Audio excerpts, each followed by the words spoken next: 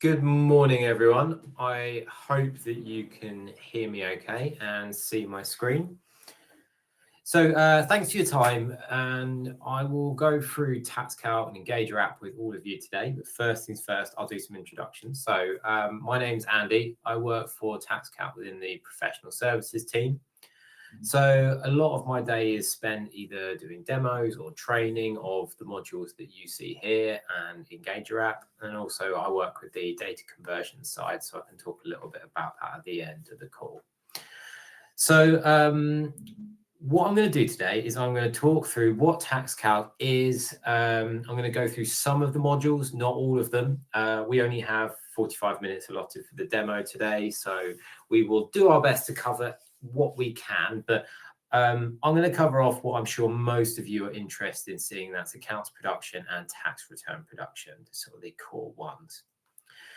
So after that, I'll be looking at the MTD Quarterly Filer. I appreciate it's a good time to be having a look at that for some of your clients. So we will definitely cover that off. And then once I've covered off those modules, we're going to move away from TaxCalc and we're going to look at the Engager app, so going through the practice management side of things. In there, we'll be looking at sort of job boards, deadline management, and the general sort of overview of all the different things that are moving around in a practice. So we'll go through all of that at the end. First things first, TaxCalc. So what you can see here is the launcher page. This is effectively the home screen of TaxCalc. So what you have is a modular solution that offers sort of various different functionalities in different modules. They integrate with each other. So for example, you'll see that in accounts and tax, where I'm going to bring the data from accounts production into tax return production, and that includes also attaching the iXBRL. Equally, I can post a journal back from tax into accounts. So you'll get to see a little bit of that connectivity in the workshop today. What I'll start off with is talk about hosting. So by default, TaxCalc is a desktop application. You can see it there sitting on my desktop here. So you install it just like you would sort of any sort of Microsoft application. And by standard, you host your own data. So you're in control of your own backups and everything. That's the standard setup. I would love to talk about the cloud element to it. So we can store the data for you in the cloud with a Cloud Connect subscription. So this would basically mean you get access to your database anywhere, so any device. You don't have to worry about backing it up because we'll do it all for you daily. Just great for if you don't, that's sort of something you don't have sort of any IT support with backing up. It's just one less thing to have a concern about. If you were sort of self-hosting it as well, then it's easy to back up your database within here. So completely your choice. If you want to go and down the route of the Engager app, when we come to that point, you do need the Cloud Connect to integrate the systems together. So I'll go through some of those integrated functionalities when I get to the Engager part of the demo. For now, what I'm going to do is I'm going to get straight into it, and I'm going to go to this Practice Manager module, just so here I can show you a client list. So you've got all your different client types here, and you've got this view that you can customize. You can choose which columns you want to include in here, and we've got a nice helpful link back to see this Engager client here. Now, what I'm going to do is going to grab this limited company. So we've got some options here. So what I could do is I could start and I could sync with Companies House. So if I show you what that looks like for a real entity up here, this is us. So this sync with Companies House gives us the chance where we could bring through directors, company secretaries, and PSCs. So this is our advanced integration, which is a paid add-on. The free version gets you the company information, SIC codes, and registered office. So it's a nice place to start if you're going to do a set of accounts. Let's sync from Companies House. Great if clients change stuff from Companies House and don't let you know. Now, without further ado, I'll click into the client record. So I'll just show you a little bit about the information, what we can see here. So you've just got this nice summary page, which shows sort of like latest accounts period, company number, the VAT registration number, etc. Data is edited on the left-hand menu, just tabbing through all the various different sections and then setting up things you need. For example, tax information, I've got the UTR number there in the tax office. Now, you've got these quick links above here, so you can click on these bits at the top to open this client directly in accounts, tax, VAT, etc. It's not the only way to get there. You can also right-click from this page to open in those modules, or you can also launch this module here. So if I launched accounts production, search for Echo, I'm going to find Echo Limited, and then we're going to open the latest period. So this is going to open that year ended 31st of March 25 in accounts production. Some of it's going to pull through from the client information. Some of it's going to pull through from the settings in TaxCalc. Some of it is going to be set up.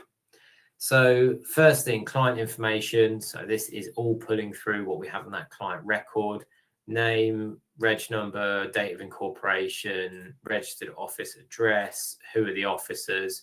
All of that is information that you will store on your client register. So you make sure that that's something you're keeping in good order, and then everything's going to be nice in here. Equally, if you're syncing with Companies House beforehand, you're going to grab all that latest information, and it's going to make this nice and easy. Once we're done with the client info, we're going to go through the account setup. So this is going to basically go through the accounting standards we're going to use. We're going to do FRS 102.1a, and then we are going to keep it with the terminology with the Companies Act headers.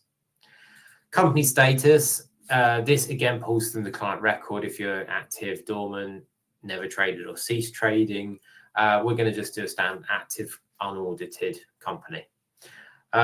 If they were audited, you can pop it there and put the exemption statement, but we're just going to keep it pretty standard for now. Onto the presentation. Now, this is something you can do in your global settings. So, for example, it may be that you want to be putting the client's logos in the top left and hiding your logos like what we've got. That might be something you set globally, and then you can make sure every account's done like that. Maybe you've got one client that said, oh, don't put our logo on there. We hate it. Just for an example, it probably wouldn't happen. Then you can choose that to do not display.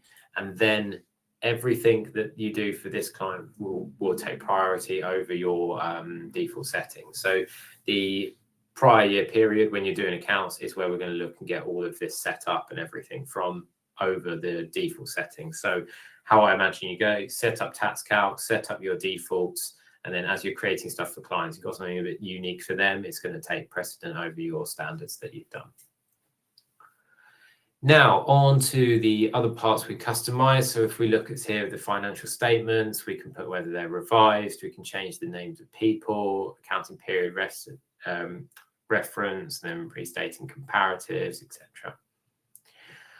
Looking at statement preferences, we can include the statement of comprehensive income if we want. We can sort of include the trading profit and loss. This is something, again, you standardize, but then do we want to put the GP percentage or the tax in there as well? Completely your choice. Chart of accounts is something that I can talk about sort of a bit more interest to the other points. So this is where TaxCalc comes in to help you with the mapping of the accounts to Companies House. So, for example, if I open sales, we've got all of these different sales codes that are locked into the system there to work with your clients. So you might have, for example, so we've got sort of sales, retail sales there. That's something that I've edited. It was sales type A, as you can see. If I look and show you that edit, what I've got is basically a means of changing the description, not the nominal code. Now, that might seem like a limitation. Oh, it's a shame I can't change my nominal codes. Don't think about it in that sense, because actually it's a strength of the system. So TaxCalc's nominal codes mean your mapping is so smooth. In fact, once you've finished everything and you've done your postings and you file, there is no mapping to company's house. It's done for you. And that is because these account references map perfectly to what we need through that integration. So not a limitation, even though it may present like that immediately if you've got quite a custom setup. And what we advise, we just say, go through this list. And if you have clients that have more sales codes than these, then I'll be A, sorry to hear that. And B, you could then just start to kind of build from other ways. But it is quite flexible in the sort of how many it gives you. Now, lastly, onto the report terms. This is just where you could do some real basics, like if you change that to say available cash, you can just edit that term, change the label, and you just say, making it the way you want to read it. So once you set up the accounts, it's going to take these settings for every year that you do accounts for this client. We're going to get into posting. This is where we're going to get into the numbers, the more interesting part, perhaps. So we've got 3 different postings here. We've got a trial balance, we've got the open balances brought forward, and we've got a dividend journal. So talking these through, let's start with the first one, which is an imported TB. So if I click on import trial balance here, I've got some different sources that I can use. I'm sure some of you on this workshop have either free agent, QuickBooks, or Xero. If so, process is very simple. Connect with the third party, bring the numbers across, and it's all in TaxCalc there. If you have clients that are maybe on other systems like Sage, for example, or you manage a spreadsheet for them, so maybe you collect their records on a spreadsheet and then you use that to create a trial balance, and you've got a nice process that's working already, then you can use that import via CSV. The CSV import is really flexible. It doesn't have a set format that it requires. It has some settings it does need. So it does need, for example, a column with the account reference in it, and it does need some values in there. And it needs debits and credits either shown as 2 columns or 1 column with hyphens or brackets for the negative. So there are a small bit of requirements, but you can use whatever CSV you like. And then you just import the numbers. Once they import, they arrive like this. So this is the trial balance setup on here. You can edit the numbers directly in here if you wish. And if you went down that route of doing new template batch, you would have this, but then you can just edit the numbers, add the codes, etc. Bringing forward the opening balances is just a click of a button. Now I've already got one, but I'll show you I can create another one. Very easy. It just brings it into the picture, and I'll also delete that just to cancel it out. But nice place to start, bringing in the opening balances, importing a TB, and then if you've got any need for in journals, like I've got 13K tagged to this particular director for a director's loan, then that's all something that you can add as well. Now, I'll come on to the exporting of the journals later on after I've done the corporation tax. What I want to do now is talk about the notes. So you can bring forward the notes from last year. It's a nice place to start. And then you've got this note editor. Notes are ticked, or they've got this like gray line through them. Anything ticked doesn't necessarily mean it's completed. It just means this is included. So, for example, there's no auditor's report in here. I mean, it's not audited accounts. There's no statement of comprehensive income. If I wanted to include this note, I just say yes up here. And then notice now it's got the green tick next to it, even though I haven't actually included anything. I'll disable that, and I'll just scroll through so you get an idea of all the various different options you've got. You can do some very detailed accounts, and but it's also, they'll filter by stuff required by law or encouraged by FRS. So if it's easier, you can just do that required by law and then sort of work through it there, or encouraged by FRS and then work through it that way. I'm going to now skip to the reports. So I want to show you another way you can edit the notes, but also what does it actually look like at the end. So let's pull the full financial statements. So I've got that client logo. I've got all the settings that I had in the account set up. Here's the content. So if I just jump in, say, to the director's report and start scrolling through it, it's all just standard stuff that you would have seen before. Now, from this screen, you can switch to edit mode. Now, this is a cool feature, depending on your definition of cool, but I think it's cool, where you can go directly into here and you can type into the note editor directly. So let's say you wanted to add some text onto there. So if I just put the word test and save and close, you can see it goes straight onto the report. So it's a really nice way that you could either correct any mistakes on proofreading or not. If you do notice something, you just go, I'd like to change that. You don't have to go back to notes and find it. You can just go straight into here. Now, whilst you can click on the numbers, you can't directly edit the numbers in here because it comes from the postings. It's just going to show you a sort of a full breakdown of those numbers, but you will have to edit numbers in the posting section for obvious reasons. Something that I can do from here is I can attach this to the tax return.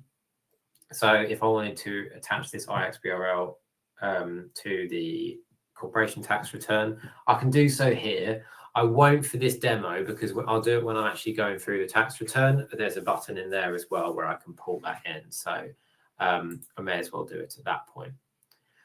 I'm just going to pause. I got a question in the chat. So I just wanted to go through basically the periods you can do. So yeah, you're not locked into annual periods. So of course, first years may have a sort of a 13-month or a sort of 12.5-month period, or if you're doing sort of a shorter period of accounts, yeah, it's totally fine.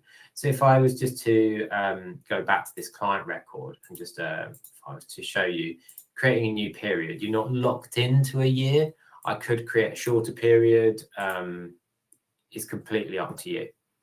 It's whatever's right for that set of accounts, but yeah, you're not locked into doing it annually.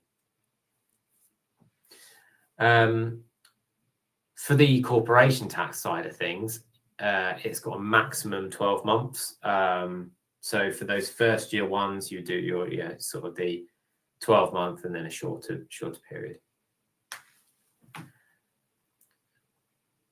So let's scroll through. So what we're going to do then is just finalize this, just have a look. We've got all those standard statements. I think we're ready to sort of move on where we're going to go and look at the check and finish section. So check and finish is going to be your sort of digital checker where it's going to catch any errors and it's going to be able to show you exactly what's been missed. So I've got some posting issues, which I won't correct on this workshop, but this one's going to be a nice, easy one. Average number of employees has not been entered. It's required by law. Please enter the average number of employees in the financial year in the box provided. Don't have to worry about going back to the notes, finding the point, putting in the number. I can just click and go to it. And then it's going to take me straight to the point. If I just do that properly. There we go, straight to the point, and I can put in a number, save and close. Clears off the error. So the red ones won't file. So the reason it's traffic lighted, there you go, red won't file on company's house. Amber, it will file, but it's not right. And then the sort of gluey green, we'll call it green to make it a traffic light. These don't mean anything wrong, it's just a consideration. So those are your sort of like 3 tiers to it. So I would expect you would be addressing any of the reds and the ambers. These are just there for you to consider. So for example, do I have the right kind of size and company selection? Turnover is 22.5 million. Balance sheet total is 100 million. And there's 5 employees. Might be a medium company, review the choice of accounting standards. So it's showing there as a good consideration just to, basically give you things that you maybe haven't thought of, or if you have thought of them, just giving you that validation of it. Now, filing, I can't demonstrate, but when you go to file on company's house, it's just going to start a submission, which you'll see down here in the result. It will come up as accepted, and then you've got that verification. Okay, so what we are going to do now is we're going to go to the tax returns of this same company. So I could open it again from tax return production or from this company, but it's quite handy if you're doing accounts and tax at the same time. It's quite handy to just jump in and go open in tax return production and then open up the period. So what I'll do is I'll walk through the tax return. It's very much like the accounts. You've got a left-hand menu, top to bottom, and a check and finish. I'll be attaching the iXBRL from the accounts at this point. I'll be importing the numbers from accounts production as well. And I'll be showcasing a couple of features that we have in tax return production. I won't necessarily be stepping through every single screen, explaining every box to you, because you won't need that kind of level of demonstration. This is just about what does TaxCalc do differently. So some information is going to pull through: name, number, UTR. You've got these kind of guided method of data entry by saying, if the company falls into any of these types, then you need to enter it, otherwise leave it. Same with the Northern Irish section. If it falls into any of these, then you need to complete that. Let's go into accounts and computations. So I've got accounts that I've imported already here. So we've got this period start, period end, last imported, and a status. That has got this red highlight and this cross against it. I've made loads of changes since then. So what we need to do is refresh these linked accounts. So I'll show you then what happens. We get this importing accounts data pop up. I'll hit import and we get a nice green tick. So everything's all good. Now, just to prove the concept of what happens when you start from scratch, I'll remove the link. So I'll delete that. This is us at a clean slate. I'll select and import the accounts and it's exactly the same. Just here's the CT, here's what we're bringing in, import it, done. So really nice and easy way of adding these sort of data from accounts. Now what we're going to do is go through this sort of method of data entry. So what you see at the moment is this simple step. So this is a process designed by TaxCalc to walk you through the tax return, in this case a CT600, in simple steps. You're not obliged to use this. You can switch to HMRC forms if that's more familiar to you. So let me show you what I mean. So if I'm going to go to a box, I'm in total turnover from trade or profession, and there's that 22.5 million. If I switch to HMRC forms, I'm in the same box, same point of the tax return. So you're not limited to one method. Let's go now to box 170. So bank, building, society or other interest, profits from non-trading loan relationships. I'm in this box here. And what I can do now is if I switch back to simple step, I'm into that same section on our simple step. So it gives you that sort of easy way of navigating around it. Like, oh, I'll get stuck here, I can go there. You don't have to reload anything. We don't mind what method you use. We'd love you to use the simple step as we've designed it. But of course, it's the HMRC forms there to give you that preference. Main thing is that you get to the end outcome, which is a completed tax return for your client. What I'll do now is I'll talk through a couple of wizards or calculators, whatever way you want to call it, that we've got in the system to support you with certain processes. Starting first with capital allowances. So we've got a calculator that you can enter here. So we're going to put through a bunch of assets. So we've got a few different cars here. So if I first look at this one here, this is Danny's car in the general pool worth 5K. I'll close that and go into the next one, which is Jason's car. General pool, no value against it. Let's go to Callum's car, in which case this one is in the special rate pool with a value against it. Now looking at my one, we've got 3,000 there in the general pool. Filling out these details about this assets and any disposal values and everything is going to give you this calculation grid. So we've got the special rate pool, general pool, and all the things in yellow there, you can't edit. The other ones you can. So it's a nice way, fill out all those details, and then you get that calculation grid making any final tweaks there. In addition, I'll go through the supplementary pages, and we've got some loans to participators and associates. So if I want to click and use that loan wizard, I've got a loan here for Mr. Colin Fields, director's loan, 10K, 7K up 9 months after return end. If I look at the transactions here, here are our different transactions. So that was the 9 months after, and then we've got one way after, which isn't shown in period. So there it is there. It's an overall 6K left now.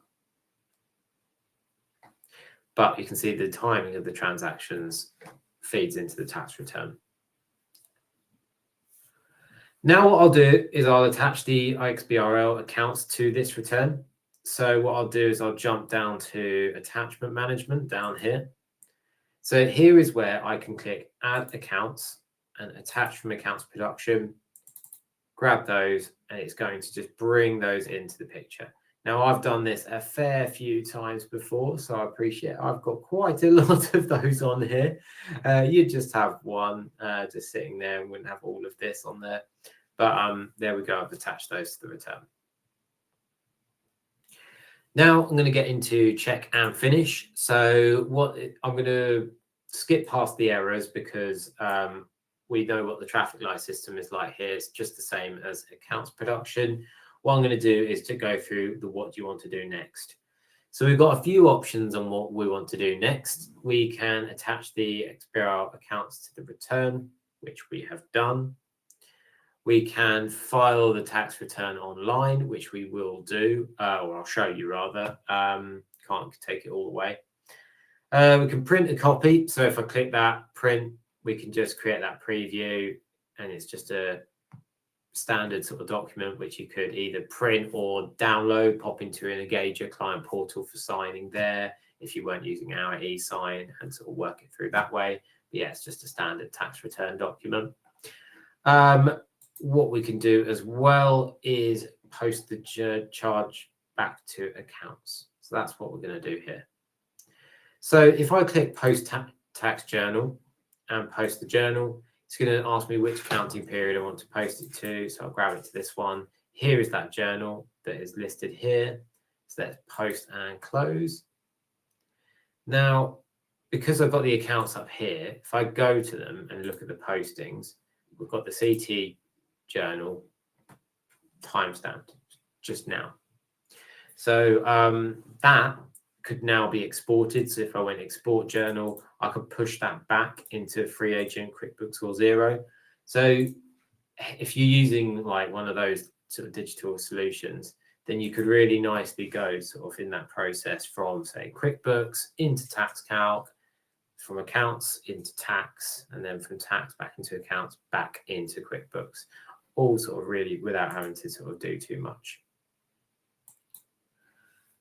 The next part to go through is just online filing. So if I jump into filing online and just go through what you can do here that's a little different. Now, filing is pretty standard, but what I will highlight is just the test file. So might be there's issues with HMRC online filing, even though there's no errors in your tax return, you can try a test file. This is just basically going to do a test submission of the tax return. It's going to take it all the way through to the point it would save, and then it will either save or no, it will either tell you that it will save with a success, or it will either show you a failure message. So doing this test file is a really nice way to have assurance that it will save nicely when you come to filing, and you won't get any sort of notification that there's been sort of failure to file through that at all. So it's just giving you 100% assurance. Well worth doing. Now, what I'm going to do next is I'll highlight just a couple of things that are a bit different on our self-assessment module, and I'll go into the MTD Quarterly Filer. So I'm just going to close off what I've got open, bring us back to that home page, and just go through a couple of bits and pieces here. So on to tax return production. I'm just going to open a individual's tax return this time. So this is Erica Echo, and open up that tax year ended that's just been. I won't go through all of the things we've just gone through now again, because that would be silly, but you do get some nice continuity in the way the module presents itself and looks, the difference just being what data needs to be entered. Self-assessments have got this fetch taxpayer data feature. So this is really cool. It will basically take the data that HMRC hold for this taxpayer and pull it into the tax return. It will tell you what has been pulled in with a little sort of HMRC logo and some green font. Examples of it is going to be like their employment, pension contributions, and most importantly, coming up, the quarterly MTD submissions. So for that sort of final annual submission, this can be your friend around that. So it doesn't have to be that you do the quarterly submissions through TaxCalc. It can be through any platform. As long as HMRC hold the data, you can then pull in to here for the self-assessment for the annual submission. I'll also talk about the what if planner. So this is a bolt-on that sits on top of the self-assessment. So it doesn't come as standard, but it's a great way to have a sort of carrot on a stick for getting tax planning revenue from your client base. So if you send your clients their tax return when it's all done, that's very nice, but you could elevate that by also sending them what next year is going to look like. So A, that just provides an elevated service, but B, that also gives you the chance for them to let you know about how their situation is going to change, and how, if that's the case, they go, oh, well, actually, I'm going to be reducing my self-employment. I think like my employment's going up, I'm working less hours on my sort of side hustle, whatever it may be. Then that might be the opportunity for your tax planning meeting. Now, editing that information is so easy. You just edit at source, and it could be actually, yeah, that's dropping down. So that's only going to be 55, and then that's actually going up. So that's going to be 150, and then close, and it's just changing exactly the amounts here that's going to go through. So it's not only this that you edit in terms of the incomes, you edit the deductions and everything, and it all just works our way through to something you can give back to the client, including payments on account. So when you're using this in conjunction with the self-assessment, it will use all that same data. So it's a really nice way that you don't have to sort of model anything out. Seen it before with other people, maybe opening a dummy client and putting that data into the tax return, and just to be able to do something like this. So this sits on top of the self-assessments for, I think it's £78 plus VAT for a whole year for all of your clients. So at that price alone, it's worth adding on top.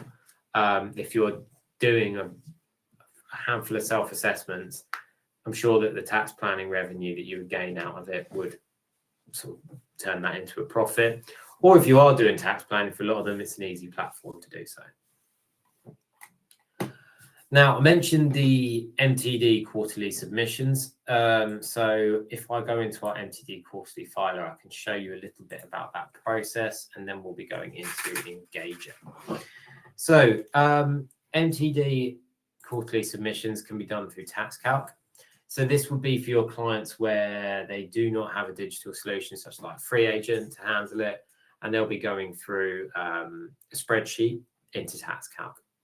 So if I was to open it up now, I don't have real businesses, so I can't link this with HMRC, but I can show you here what you would do. So you've got the individual's business. So this is my self-employment, which I can link to the client record.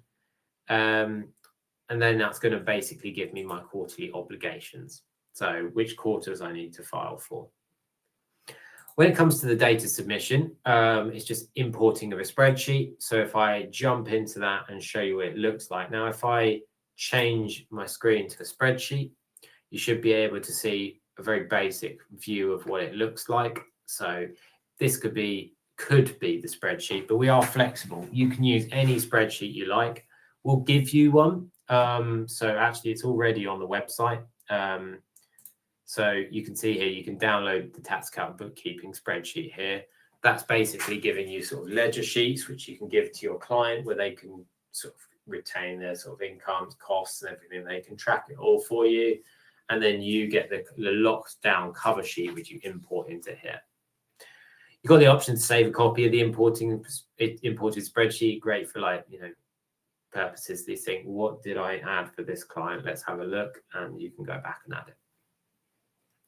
If I say next, I'm just going to go through then a little bit about what mapping exercise looks like. So here's that spreadsheet that I showed you just before. So it gives you that sort of view of it on screen. And then these are basically the categories we need to map to.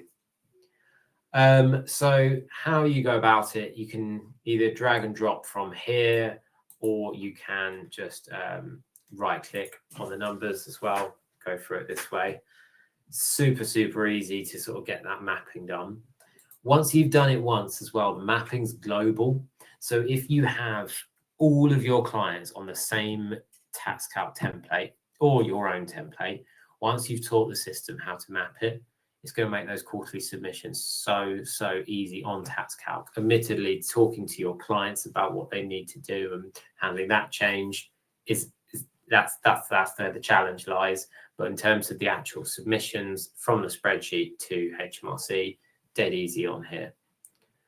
If you need to add disallowable expenses, you can do so either by a percentage or a fiscal amount. But then once we're done, we just go save and next, and then you get that sort of report, which you can then submit to HMRC. Once it's gone to HMRC, that is something that you can use back in the fetch tool. So that fetch is going to pull into then the self-assessments. But of course, just a reminder, if you're not using TaxCalc for MTD and you're filing directly, going to HMRC directly from their bookkeeping solution, which you would if you're not, if you've got clients on free agent, you don't need this. This is for your spreadsheet clients. But that fetch into the self-assessment will get it regardless of the source. So I appreciate there is quite a bit more to cover on this screen. So we haven't really gone through many of the other modules. We haven't touched on sort of AML, VAT filer, company secretarial side of things, e-sign, com center, workflows on TaxCalc. There's a lot more to learn. What I would suggest doing, if you have interest, is you can always get in touch with us and we can sort of get a demo booked in for you. There's a trial of the software as well available online.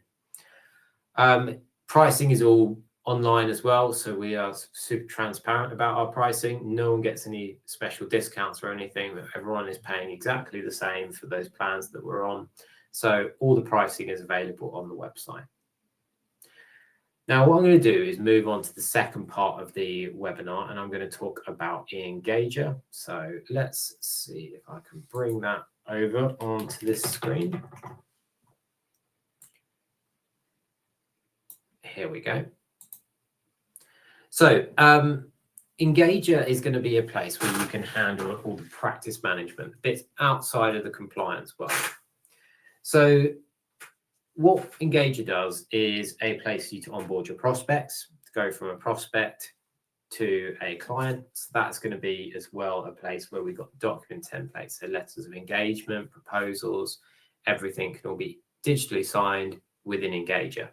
What's really nice with Engager is it also will give you a portal for your clients. So when they sign letters of engagement with you, tax returns, anything, it's all stored within their client portal. So there's no longer a need for you to constantly resend your clients the same information. You can just point them to the portal. And for the clients, they don't need to always bother you to get copies of signed bits and pieces that they need. They've got it all in the portal. Now, again, once clients are in, there are various different services that you do for your clients. You can log time.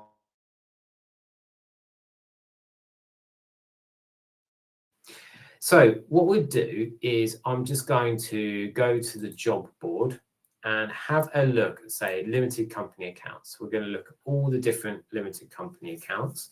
And I'll show you ways that we can sort of use this job board and we can see different positions that we're at with different bits of work throughout a year. So what we've got is we're grouping it by week at the moment. So these are the items due by week. So coming up due that sort of last week of April, we've got Mike Limited's accounts due. They're currently in review. They're listed there in yellow because we're 90 days out from the due date according to the settings that are set up in this Engager account. So that's coming up as sort of a warning period. The rest, all good. Now, what I will do is I will show you what you can do to change some of these groupings. So actually, if I changed it, we're just filtered by Lisa's work at the moment. If I look at all staff members, we start to get some different things pulling through. So we've got these orange ones. So this are coming up to due. And then equally this one, it's due the same time, but we've got an internal deadline for this to meet it before the 13th of March. We're over that, so it's red. Now on to the other kind of options that you can do for this. So a nice one is if you're in self-assessment season, you could have a look and group this by staff member, see who's got the most on. Or you could group by status and see actually where things are up to. Now, not many examples here because we're obviously where we're at in the year and we haven't got much data on there, but I imagine you'd have lots that are like waiting for records, waiting to file, waiting for approval, and seeing all those various different stages here. Now, managing the jobs is really nice. What you can do is click on it. You can see the phases to the job. You can complete them. You can send it back a stage. So if that tax return was prepared and then the person who's reviewed it sent it back, it's really nice and easy to just work it back through. Jobs can have checklists associated to them. So these are something you have to just complete upon completion of the job or as you go. Just gives you absolute assurance that all of this has been ticked off and done. And so you've got absolute quality control over the completion of work. Now, this being sort of viewing jobs as an overall. So what I've just seen, so it does Engager add the ability to add clients that have payroll tasks rather than tax returns. You can set up any service you do for these. So the idea is that actually you would have all of your services on here. So if I look at these job types, we've got sort of payroll on there. We've got LP accounts. There's all sorts of different services that we've got on here. So you can choose to filter those out, or you could look at all of them. We actually haven't got any live payroll jobs on there, so a bit difficult to show in that case. But yeah, it doesn't have to be just tax, just accounts. It could be everything that you do for your clients. Now, these services as well, they go on to proposals. So it might be when you're quoting out for a job. I'm just going to go to a prospect and show you here.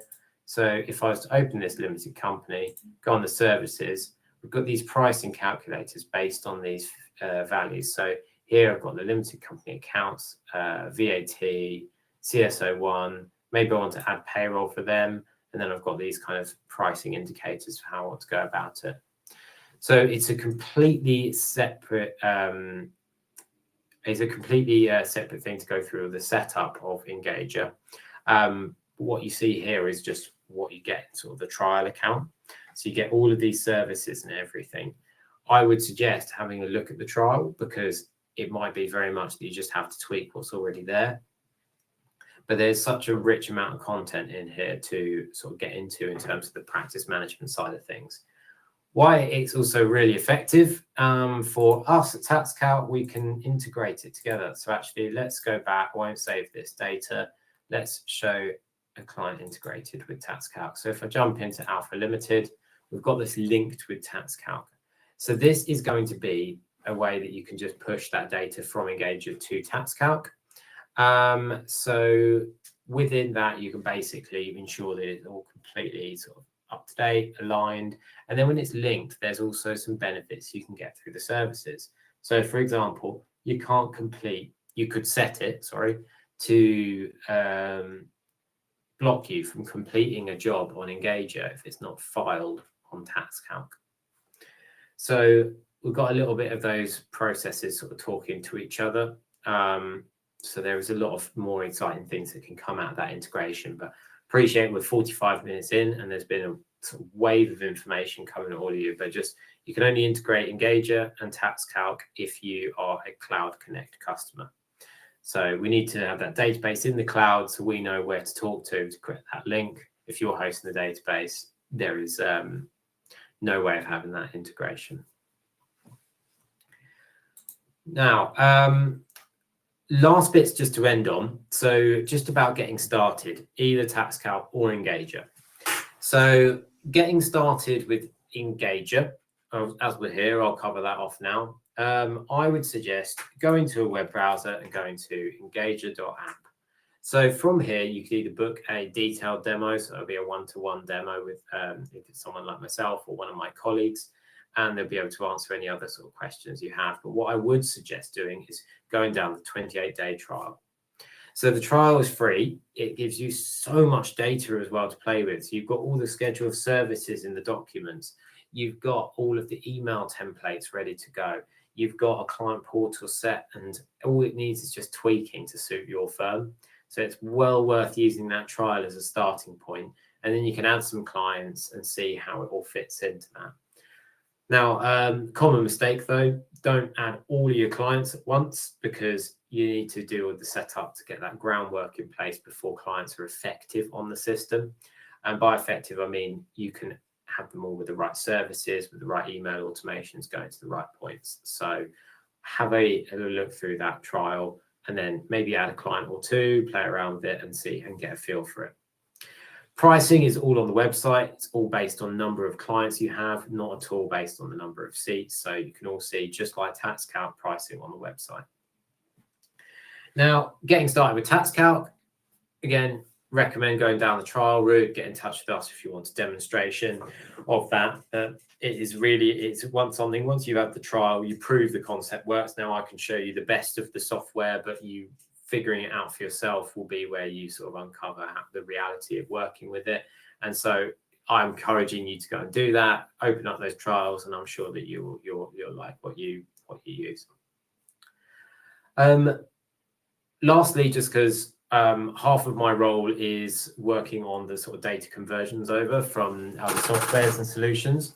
So if one of those blockers to change is I don't know how I'm going to move system because I've got years worth of data on there and I just don't want to add it all on something else, we can support you with that. So it is a paid service that we can help you with both Engager and TaxCalc on, where we'll basically work with your current data source and turn it into something importable to TaxCalc or Engager. So example of that, say, for example, if it would be that you would send us backup, and that's normally like a database file, or maybe if it's with a practice management solution, maybe it's an Excel file, and then we will turn it into what you need, send it back to you. You will then either fill in the blanks or review what's needed, and then we can import it together. So got some pretty good, it's pretty decent the turnaround time. It is obviously a first come, first serve basis. So if that's a blocker to getting started, then at least you know that you can lean on that, that expertise that we have in-house to help move you over. So that's about all we've got time for today. Sorry, overrun by sort of 5 minutes, but I wish you all a good rest of your day. Thanks for your attendance, and I will hope to hear from you soon. Cheers. Thank you. Goodbye.